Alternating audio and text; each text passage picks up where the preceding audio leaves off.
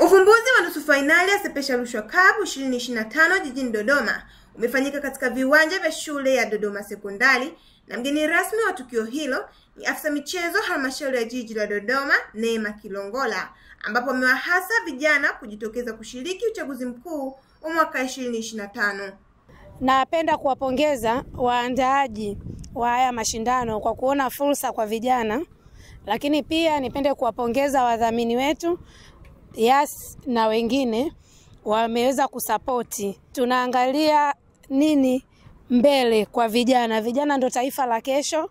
Vijana ndo tunaowategemea na ndo wapiga kura wetu. Naamini wote wamejiandikisha. Kwa hiyo tunawategemea sana kwenye kupiga kura.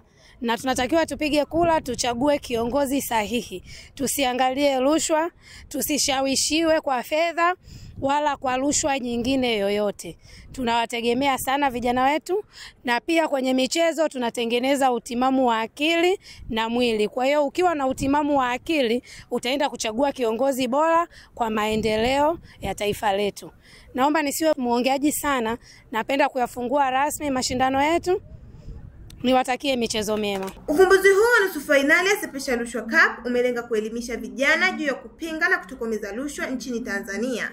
Naye afisa TAKUKURU mkoa wa Dodoma, Otenyo Michael, alisema sisi kama vijana ndio taifa ambalo tunategemewa na taifa hili.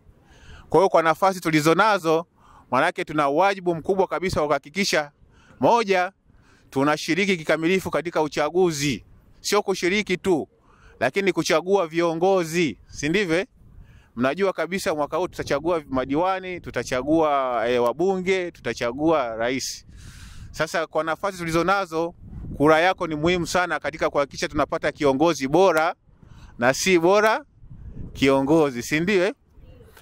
Kwa hiyo kikubwa zaidi kama alivyosema mratibu hapa ni kuhakikisha sisi huko tunapotokea sasa. Manake mnajua kabisa wakati wa uchaguzi, wakati wa kampeni, lakini wakati wa kupiga kura, wakati wa kuchagua viongozi, mara nyingi kumekuwa na vitendo vya rushwa. Watu wanadhani kwamba kipindi hiki ni cha mavuno, bila kupewa chochote hawezi akachagua au akamchagua mtu anayefaa. Sasa tukatoe hii elimu kwa wenzetu kule. Sisi tumeelimika, lakini pia kule kwa wenzetu tuwaambie kwamba huu sio wakati wa mavuno, huu ni wakati wa kuchagua viongozi kwa mustakabali wa taifa letu.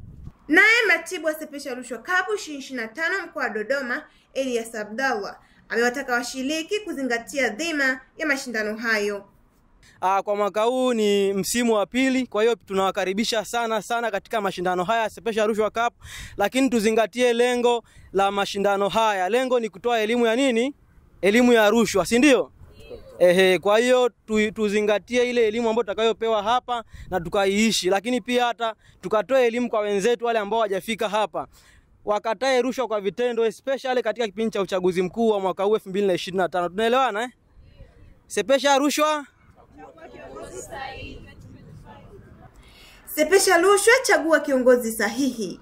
Ulikuwa nami Lea Mabare, nikusihi endelea kufuatilia Dodoma City TV kwa taarifa zaidi. Asante na kwaheri.